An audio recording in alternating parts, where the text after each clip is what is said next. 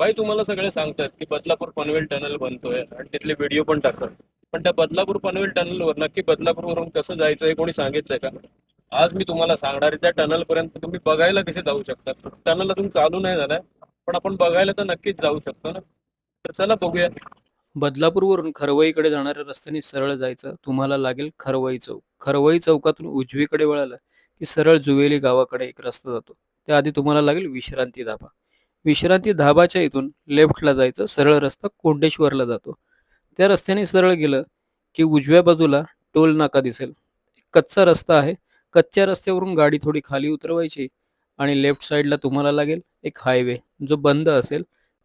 Highway बघून असं वाटतं की रस्ता बंद आहे, पण पुढे गेलं की हायवेवरून गाड्या जाताना तुम्हाला दिसतील. तर तोच रस्ता हायवे कंटिन्यू करायचा. हायवे कंटिन्यू करत असताना गाडीचा वेग थोडा मर्यादित ठेवा. कारण का मध्ये मध्ये रस्त्याला डायव्हर्शन्स दिलेत, कुठे मध्ये रस्त्यामध्ये मोठी मोठी दगडं टाकलीत. तुम्हाला रस्त्यावरती दिल्ली मुंबई साईनबोर्ड दिसेल. तर आपल्याला त्या साईनबोर्डवरून सेकंड एक्झिट घ्यायचं आहे आणि जायचं आहे वरती रस्त्यावरती फ्लायओव्हरवरून.